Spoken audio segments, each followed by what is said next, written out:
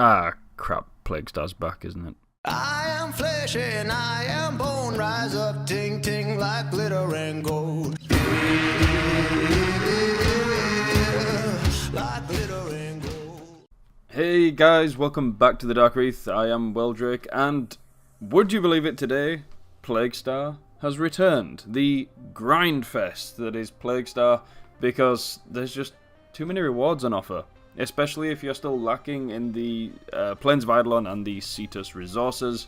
In particular, like the rare fish resources, the rare Eidolon gems, and of course, Cetus wisps. So if you are starting fresh and you haven't done Plague Star before, here's a quick guide on how to get going. First off, go to the bounty man himself, Konzu. He will have the Plague Star bounty. Do a quick run through of the missions, get up to 1000 standing and head to Nakak. Rank up with her and pick the Eidolon Phylaxis blueprint as your reward. Or pick anything, but just makes it easier. Next, hope that you are in a clan that has already researched the Infested Catalyst blueprint, which is pretty likely in your dojo. This comes from the Infested Biolab. The research timer on this is actually 24 hours, which is a little bit annoying, so hopefully, like I said, your clan has already researched this. Either way, grab one of these blueprints as well, and just a note, both of these are reusable, so don't worry too much about that. So onto the bounty. The missions themselves are actually pretty easy. Even if you're using all 8 toxins, the final fight is technically soloable, although if you want to do it quickly, that's not advisable.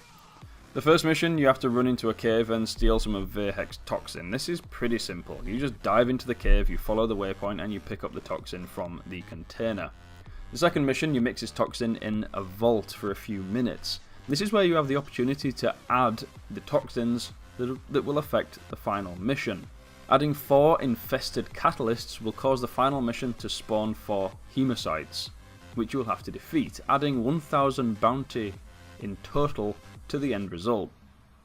Adding 4 Eidolon Phylaxes will make the infested enemies tougher, and the last fight generally a little bit harder, again adding another 1000 bounty to the end result, 250 for each toxin. Now, you might have noticed that you require 4 of each toxin, and this is conveniently the same number of players in your average team of Warframes. My guess is that Digital Extremes intended each player to add 1 of each toxin, right? Well, unfortunately this isn't always the case. Just be aware that you can add as many as you want by going up to the mixer, using your gear wheel, and putting the toxin in. You don't have to just put 1 in, you can put as many as you want.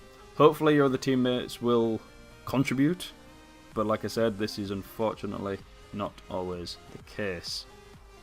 It's worth highlighting here that you do not have to add both toxins if you do not want. You can just add the Eidolon Phylaxis, for example, and not fight any hemocytes, but this will only grant 2000 total reputation rather than the potential 3000. But, depending on loadouts, the fight will be shorter. The third mission is escort the drone to the infested boil. It's pretty simple, just like any other escort the drone bounty from Konzu. The fourth mission, fight, kill as many infested as possible to raise your total up to 100%. This is an extremely quick fight, even if you have added 4 Eidolon Phylaxes. If you added the infested catalyst, however, at 25, 50, 75 and 99%, an infested hemocyte will spawn, increasing in level each time and pausing the mission progression.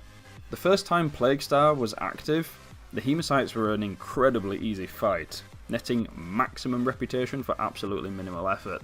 The second time, they were buffed quite significantly, but still pretty easy. It's worth noting that this third time they've actually seemed to have nerfed that Necros can now not desecrate a hemocyte. It's something I used to do the last time it was out, and I've tried it a couple of runs this time. Desecrate doesn't seem to affect them now, so no doubling your Grofford here, unfortunately. Tactics wise, for the hemocyte, it's just Lephantis with more health and hits a little bit harder, but all the other mechanics are the same. So that's it, crush the infested, kill the hemocyte, or hemocytes if you've put multiple in, and head back to Cetus to collect your rewards. Now the event trophy, slightly differently from other events, you actually have to make your own trophy from a resource that you actually get during the mission, the Hemocyte Cystolith. You will get 1 per Hemocyte that you kill. Again, not desecratable, unfortunately. And the amount you need for the different trophies are terracotta is 10, bronze is 25, silver is 50, and gold is 100. That's for a basic clan. Obviously, this will multiply depending on the size. Moving swiftly onto the rewards. Now, I just wouldn't bother with the phosphor lights. Plaguestar Emblem, grab it. Cetus Wisps, obviously get them. You've got your Eidolon gems. Former is a little bit expensive. Got a couple of mods for Sentinels. Sacrifice, definitely worth picking up. And you have your infested Zaw parts. Mercury Liver, Nogbrain, Cuthal Tendrils, your rare fish, and like I mentioned at the start, the Eidolon Phylaxis. You do have your Snipertron and your Ether Dagger blueprint, which is something that has gone out of production. You can't get it anywhere else, so definitely pick those up. And lastly, you have your Plague Exodia Arcanes. Now, these two are both pretty decent. I can't say that I have a problem with either, although just be careful that you kind of want the Exodia Contagion, but you can self-damage with that, just be aware. Aside from that, it is actually a very cool little Exodia. I have it on my Plague Creepath, so there you go, give it a try. Again, I want to highlight that the Plague Zaws are back. Grab those while you can, and also the Snipertron and the Ether Dagger Blueprint. These two have been discontinued, so pick them up. And again, create some infested Zaws. They are easily some of the best status weapons out there. Innate viral damage, get them, build them, and love them. So that's it. Operation Plaguestar is back. Hope you guys are enjoying it. I know I am. Yeah, I am. Definitely. No, it is a very good grinding event. If you do need the pieces that are available, any of the resources. If you don't, then it's quite easy just to ignore this one, unless you want to add some more golden trophies to your dojo. Whichever way you look at this, hope you enjoy it. Thanks very much for listening, and I'll see you guys next time.